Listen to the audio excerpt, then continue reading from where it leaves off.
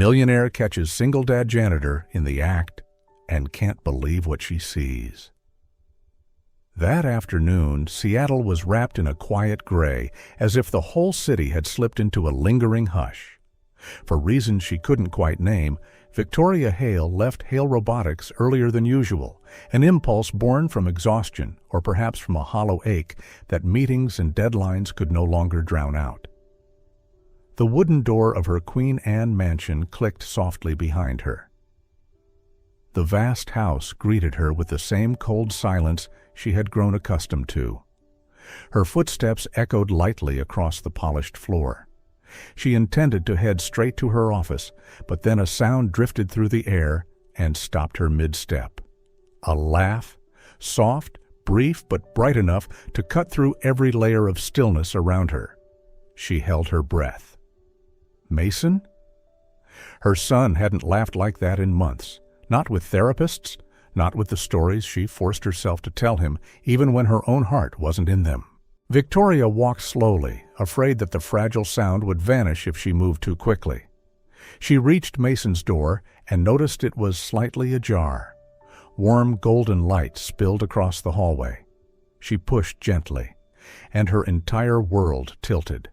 Mason was lifting his weakened arm in trembling rhythm, a small, proud smile on his lips. Beside him sat Adrian Cole, the night shift maintenance worker with gentle eyes and a uniform often smudged with machine oil. But the man in front of her now was nothing like the quiet worker she thought she knew. Adrian was positioned carefully beside Mason, one hand supporting the boy's back, the other guiding each delicate movement. His voice was low, steady, comforting.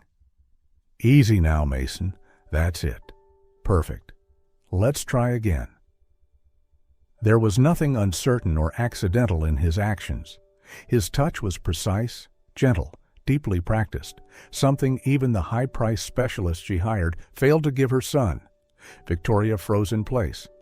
A surge of emotions crashed over her, shock, anger, jealousy, and then a cold, aching realization. Her son was smiling, but not because of her.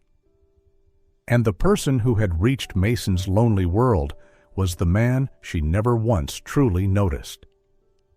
Victoria remained frozen by the doorway, unable to step forward, afraid that any sudden movement might shatter the fragile scene unfolding in front of her. The warm light in Mason's room cast a soft glow across his small face, illuminating the rare, delicate smile he wore. And Adrian, the man she had barely acknowledged for months, stood at the center of Mason's world as naturally as if he had always belonged there. A part of her wanted to interrupt, to reclaim a place she believed was rightfully hers. But another part, one she'd spent years burying beneath steel and pride, could only stand still, watching with a mix of awe and pain. She took a quiet step back, leaning against the hallway wall. The chill seeped through her expensive coat, sending a slow shiver down her spine. "What have I become?" she whispered inside her mind. The words were raw, almost foreign, as if spoken by someone she used to be, but no longer recognized. Seattle knew Victoria Hale as the embodiment of perfection, a CEO who commanded respect with a single glance, a visionary who redesigned the future of robotics, a woman sharper than the metal she engineered. But no one knew where she came from. The girl who biked through stormy streets just to spend evenings in the public library, devouring programming books like Lifelines. The college student who survived on instant noodles and hope, whispering to herself, "It'll get better," while staring at a nearly empty bank account. She paid for her crown with years of sacrifice. And when Mason was born, Victoria believed she'd finally found something worth slowing down for. She believed, naively, beautifully, that she could build a family rooted in love instead of ambition. But that belief cracked the day she held Mason's diagnosis in her trembling hands.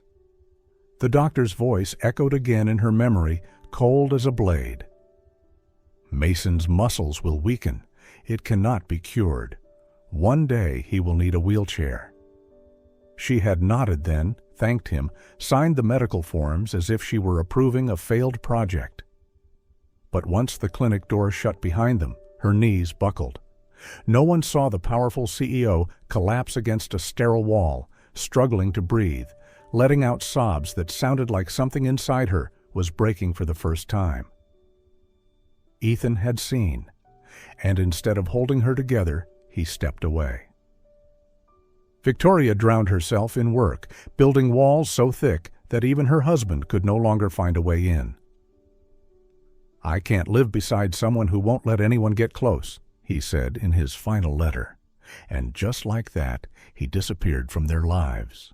Victoria became a single mother, though not in the way children needed. The mansion grew colder, quieter. She surrounded Mason with expert therapists, advanced equipment, and the best technology money could buy. But not with her presence. Mason, with his bright imagination and observant eyes, learned silence. Not because he lacked words, but because loneliness slowly drained them from him. His friends didn't know how to play with a boy who couldn't run. His father was gone. His mother was always busy. And the wheelchair, heavy, cold, became the border that kept him apart from the world he longed to be part of. "Are you tired?" Adrian asked softly. "No. I want to try again," Mason replied, breath trembling but gaze unwavering. Victoria felt something twist sharply inside her. Determination. She hadn't seen that look in Mason in so long. He had given up hope long before this moment. Yet somehow, Adrian had reached him with nothing more than gentle encouragement and the simple belief that Mason could do more. Jealousy surged through her like a thin cutting wire. But beneath it lay something far more fragile. Gratitude. Adrian had touched a part of Mason's heart Victoria had never been able to reach, a truth she wasn't ready to face but could no longer deny. And as she watched the two of them together, she realized a new chapter had begun for all of them. One she wasn't prepared for, but one she could no longer run from. The silence lingering from Mason's last words still clung to the hallway as Victoria stepped back. She wasn't ready for Adrian to know she had been standing there, even though everything she'd witnessed had torn her chest open in ways she wasn't prepared for. But as her figure slipped behind the corner of the corridor, a question rose in her mind like a quiet spark. Who exactly was this man? The question refused to leave her, following her into her office, where she stared at glowing screens without seeing any of it. She remembered the day Adrian interviewed for the maintenance job 6 months earlier. He had no impressive resume, no elite background, nothing that would normally catch the attention of a CEO like her. Yet there was something in his eyes, gentle, tired, but deeply honest, that made Victoria pause. She didn't understand why she hired him then. Now it felt almost as if fate had nudged her hand. She recalled how simply he introduced himself. "I need the job to take care of my daughter." That was all. But now the soft weight of his voice replayed in her mind with a different gravity, as if she had overlooked an entire universe hidden behind those few words. She remembered his hands, rough, calloused, worn. Not the hands of a man who only fixed pipes and changed bulbs. They had precision, sensitivity, the habits of someone who had spent years supporting fragile bodies, not machines. And the way he looked at Mason, Victoria had seen that gaze before. It belonged to someone who had once loved a child through pain, someone who understood the quiet, tender work of healing. That evening, Adrian returned to his small apartment in Tacoma. Lily was sitting on the floor by the window, her legs crossed, her blonde hair falling loosely over her shoulders as she focused intently on her drawing. On the paper, simple lines began forming a small house, a man and a little girl holding hands. Adrian set his bag down and smiled softly. "What are you drawing today, Lily?" Lily didn't answer. She simply pushed the drawing toward him. For another parent, it would have seemed nothing. For Adrian, it was conversation. Lily, 9 years old, lived with autism. She spoke only when necessary. Everything else, her questions, her fears, her hopes, came through color and lines. "It's beautiful," Adrian murmured, brushing a gentle hand over her hair. "What do you want for dinner?" "Pasta," she whispered, barely audible. One single word, but to Adrian it felt like a warm light flickering inside him. He went to the kitchen, set a pot of water to boil, and began preparing dinner the same way he did every night. The apartment had only 2 rooms, the paint on the walls peeling in places, but to Adrian it was the only home he could offer Lily. As the water simmered, his thoughts drifted back to the years before everything fell apart, before Marissa became sick. She had been a pediatric rehabilitation specialist, her hands warm and full of purpose. She taught him how to support weak muscles, how to build mobility through tiny patient steps. At first, he learned to help her, but when Lily was diagnosed with autism, he learned to help his daughter navigate a world that often felt too loud, too fast, too confusing. Then came the cancer. Marissa fought for a year before her body gave out. On her last night, she held Adrian's hand and whispered, "Keep helping the children, even when I'm not here." He promised. But after she died, bills piled up, debt crushed their savings, and the world of hospitals and clinics shut its doors on him. A single father didn't fit their image. He didn't have the right schedule. They all said no. So Adrian let go of his dream and took maintenance work to care for Lily. Every morning he brought her to school. Every evening he soothed her meltdowns. Every night he stayed by her until she slept. A quiet, uncelebrated life.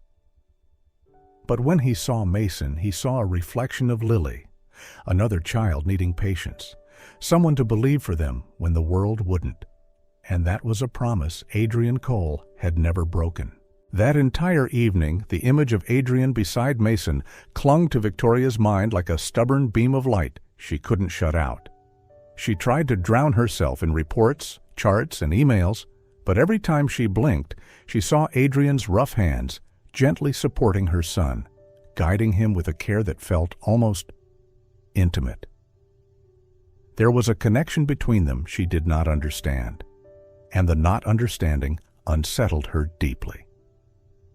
Near midnight, she finally pushed her chair back, realizing the truth she had been avoiding. She needed to know who this man really was. The next morning, with an excuse that sounded perfectly reasonable to the household staff, Victoria ordered 3 new security cameras to be installed for Mason's safety. Only she knew the real reason. They were for Adrian. A part of her hated how intrusive it felt, how small and petty it made her look as a leader. But another voice whispered sharply, "Mason is your son. You deserve to know who's shaping him." Within 2 days, the footage stunned her. Adrian arrived an hour early every morning. No one asked him to. He wasn't being paid for it. But there he was, adjusting Mason's posture, warming up his muscles, guiding him through small exercises before anyone else even entered the house. And every night, long after his shift ended, he stayed, quietly, without applause. Sometimes 40 minutes, sometimes a whole hour. His contract didn't require a single second of it.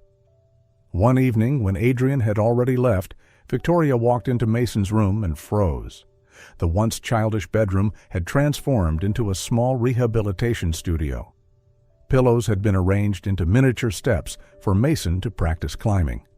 Bottles filled with sand lined up like dumbbells. Elastic bands tied to the bedpost for resistance training. Everything simple, improvised, yet full of purpose. Then she noticed the notebook on Mason's desk. The cover was old, edges worn. She opened it. On the first page, written in slanted handwriting, "Mason Hale, Recovery Log." Below it were hundreds of careful entries, dates, exercises, Mason's mood, his effort level, even small observations like, "He laughed today when I made a silly face." She turned page after page. Every line radiated patience, patience she realized she had never offered her son. Victoria sank into the nearest chair, her chest tightening. "He did all this For Mason. No salary, no obligation. Adrian did it because he cared? Because he believed Mason deserved more? Or because of a promise she didn't yet know? That question pushed her to do something she never imagined she would. Follow him. The next day, from a quiet distance, she watched Adrian leave the mansion with his worn black canvas bag. He took 2 buses to Tacoma, finally stepping off in a rundown neighborhood. He walked toward a peeling building with a faded sign. Tacoma Community Center, Special Children's Program. Victoria's breath caught. Through the window, she saw him enter a dimly lit room filled with over a dozen children. A girl leaning on crutches taking trembling steps. A boy with Down syndrome carefully stacking colored blocks. An autistic child drawing quietly in a corner. And Adrian, moving among them with calm authority, kneeling beside each child, guiding them with laugh-softened words that made the whole room feel safer. Good job, Maya. Just one more step. That's it, Ben. You nailed it. Want to try again? I believe in you. I believe in you. No wonder Mason responded to him. A mother in the corner burst into tears after her daughter managed 2 independent steps. She grasped Adrian's hand, voice shaking. You gave her back to me. Victoria stood outside, heart pounding. Every assumption she'd made about Adrian crumbled. He wasn't an ordinary maintenance worker. He couldn't be. He was someone extraordinary, someone with a heart she hadn't seen in years. And for the first time since Mason's diagnosis, Victoria felt small and profoundly wrong. When Victoria stood outside the Tacoma Community Center that day, she knew her life, and Mason's, had quietly shifted into a different trajectory. The image of Adrian kneeling beside those fragile children, guiding them with a tenderness she had never seen, followed her all the way home. That night, while Seattle sank into its quiet, her heart did not. It beat fast, restless, heavy with questions only one man could answer. The next morning, as Adrian entered the mansion to begin his shift, Victoria was already waiting in her office, not with her usual ice-like composure, but with a firm, conflicted seriousness. Adrian, she began, her voice low but sharp as freshly honed steel. I want to talk, and I want the truth. All of it? Adrian paused, a flicker of guardedness crossing his eyes. But then, as if recognizing that the moment had finally come for honesty, he nodded. I know you followed me, he said softly, not accusing, simply stating a truth that had been hovering between them. Victoria drew a steady breath. Who are you, Adrian? Really? He stayed silent for a long moment. Then he reached into his bag and pulled out a document carefully sealed in a plastic sleeve, its edges yellowed by time. This is my bachelor's degree in pediatric rehabilitation support, he said quietly, from Pierce University. Victoria unfolded the paper, reading every line. A hollow ache swelled in her chest. Then, why are you working maintenance? Adrian pressed his lips together. I sent more than 50 applications. Hospitals, rehab clinics, private centers, everywhere. And? All rejections. His gaze fell to his rough, worn hands. They said being a single father made my availability unreliable. Some were more direct. They wanted someone with a more professional image. Victoria clenched the certificate. Image, she repeated, her voice trembling with anger on his behalf. Adrian gave a small, tired smile. Sometimes the world doesn't care about skill, only about the picture they want on their website. And so you took a maintenance job, Victoria murmured, feeling as though she was peeling back a wound of her own. I had to raise Lily. I didn't have another choice. The room fell into a heavy silence. Victoria looked at him, really looked at him, as if seeing him for the first time. A gentle, patient man, a talented man, a man the world had dismissed because he did not fit into its polished mold. At last she inhaled deeply, stepping closer. I owe you an apology, she said, her voice roughened. "For judging you, for not seeing you from the beginning." Adrian opened his mouth as if to protest, but she lifted a hand. "And I want to offer you this." Victoria placed a stack of papers on the table. "I want you to become Mason's official therapist. 5 times your current salary. Full insurance for you and Lily, and you will set your own schedule around your daughter." Adrian froze as if his entire body had turned to stone. "Victoria, I can't accept this. It's too—" "No," she cut him off gently. "Not too much, just right." Before he could recover, she continued, "I also want to fund a new therapy center in Tacoma. The current one is falling apart, and you, Adrian, will lead the program. Full authority." He stepped back, eyes shining painfully. Why would you do that for me?" Victoria exhaled. "Not for you, for Mason, and for every child you've never given up on." At that moment, wheels rolled softly across the floor, Mason entering the room. He looked between them, then at the papers, eyes widening. "Mom!" "Mr. Adrian, what's happening?" Victoria crouched beside him. "Mason, I want to ask you something. Would you like Mr. Adrian to be your official therapist?" Mason turned to Adrian, his voice trembling. Will you stay with me forever?" Adrian knelt, placing his hands gently on the boy's shoulders. "If you want me to, I'm not going anywhere." Mason burst into tears and threw his arms around him, holding on as if afraid Adrian might vanish. And Victoria, who had hidden her emotions for so many years, felt something inside her finally open. The following weeks passed in a rhythm so unfamiliar that Victoria didn't even realize she had changed. She no longer left home before sunrise or returned after midnight. She stayed home more often, quietly standing at the door, watching Adrian guide Mason through each exercise with the tenderness of someone holding a precious treasure. Mason seemed like a different child altogether, full of hope, filled with effort. "Do you think you can do it, Mason?" Adrian asked. "I think I can," Mason answered, his voice carrying a long, trembling breath.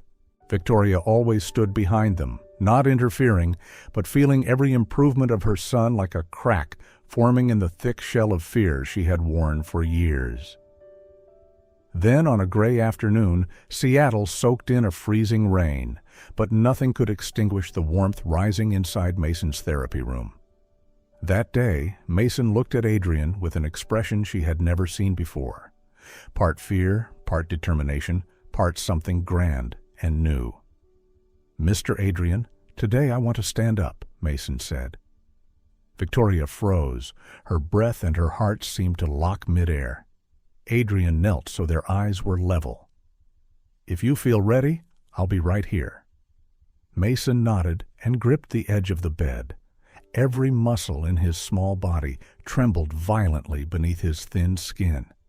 Victoria took a step forward but stopped. She wanted to rush to him, but she knew if she did, she would break the sacred moment. This moment Mason had waited far too long for. "Mason, slowly, that's it." Adrian guided gently.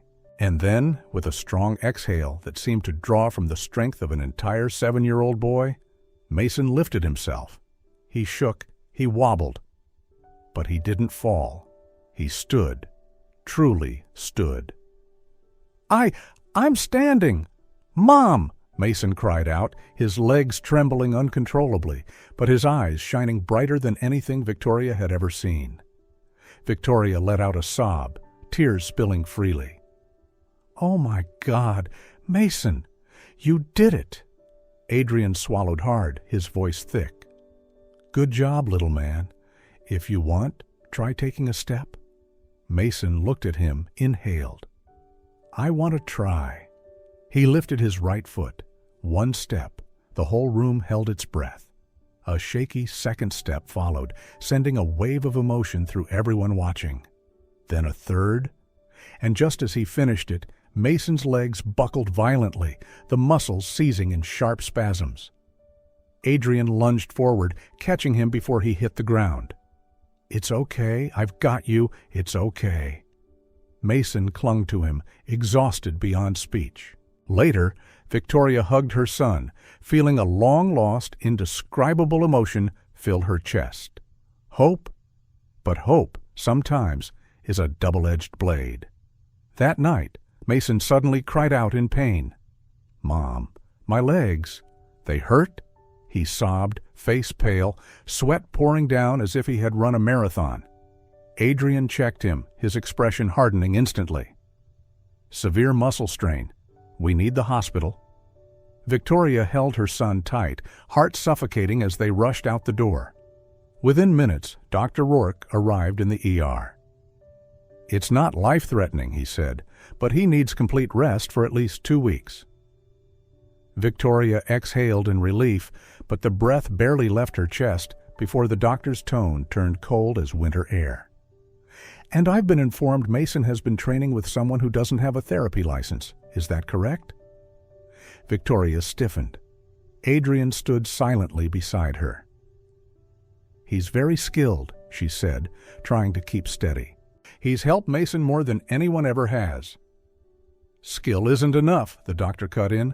"Legally, if complications arise, he can be sued, and you could face legal trouble as well." Victoria turned to Adrian, her eyes widening in panic. "Why? Why didn't you tell me you didn't have a license?" Adrian looked down, his voice small, fragile. "I planned to, but Mason was improving so fast, and I was afraid you would stop the sessions." "Afraid?" Victoria's voice sharpened like metal scraping metal. "Do you understand how serious this is? Mason is my son." Adrian stepped back, pain crossing his face. "I'm sorry. I never meant to hurt him." "But you did," Victoria snapped, fear consuming every corner of her reason. The air turned heavy, suffocating. Adrian didn't defend himself, not once. He simply bowed his head. That night, Victoria made a decision that felt like carving into her own flesh. "Adrian, I have to suspend you. I need time." He nodded slowly, heavily, as if he had long grown used to being pushed out of people's lives. Then he left quietly, just as quietly as he had entered their world. The next 2 weeks, Mason became unrecognizable. He refused every therapist, wouldn't talk, wouldn't look anyone in the eye. He sat in his wheelchair for hours, his hands gripping each other tightly, as if trying to hold together something breaking inside him. "Mason, you need to practice," Victoria pleaded. He shook his head. "You can't stop now." "Without Adrian?" "I can't," Mason whispered, voice shattered like broken glass. Victoria knelt beside him. "Mason, you're regressing. You're giving up." He looked up at her with tear-swollen eyes. "I'm not giving up. I wanted to make Adrian proud. I pushed too hard, because I thought it'd make him happy." Victoria felt something inside her collapse. He continued, voice trembling. "You never believed I could get better. But Adrian did. I did. The only one who didn't was you." Victoria covered her face. Everything Mason said was true. For years she feared hope because she feared breaking again. She feared seeing Mason in pain, feared seeing him fall, feared failure. And because of that fear, she had never truly believed he could stand. Now she understood. The one holding Mason back wasn't his illness.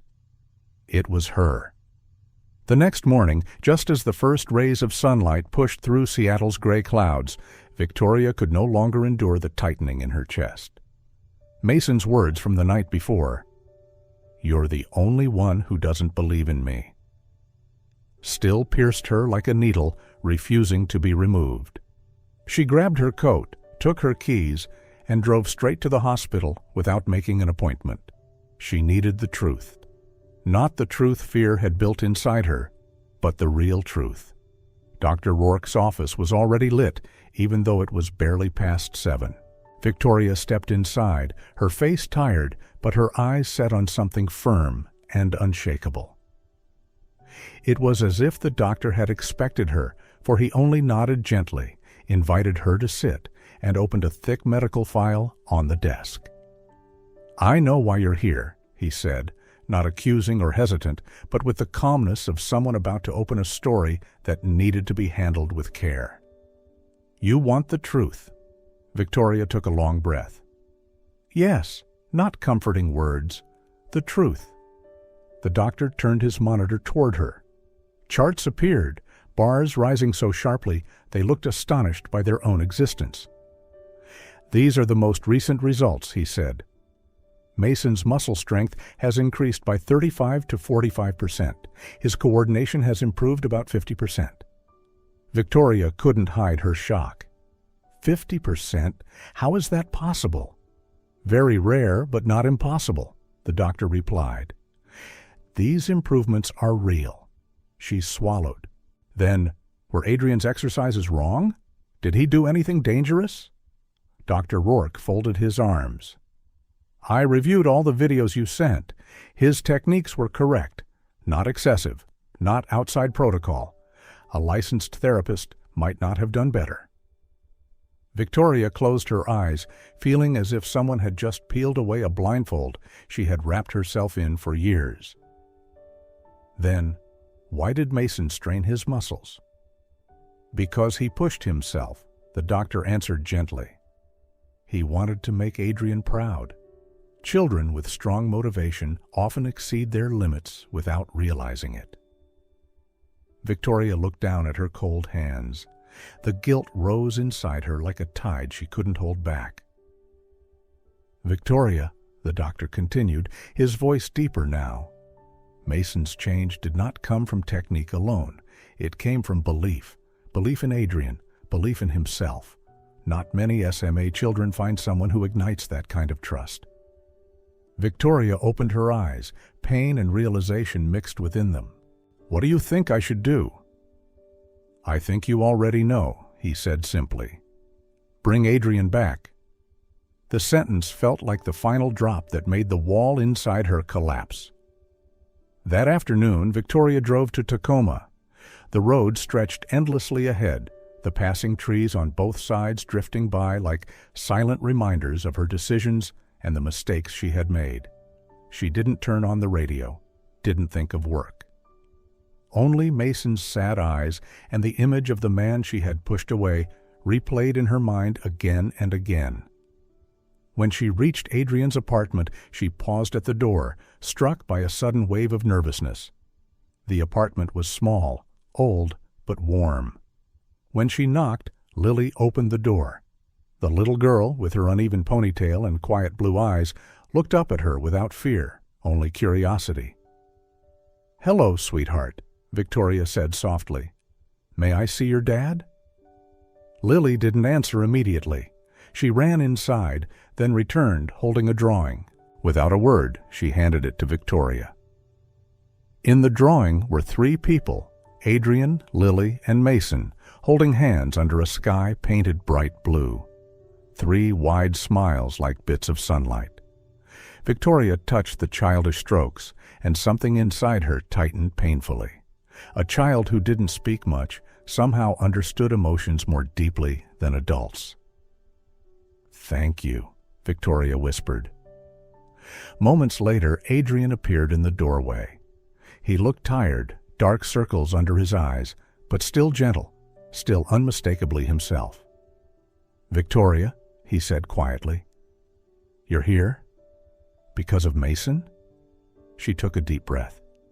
"Not just because of Mason, because of me, and because of you."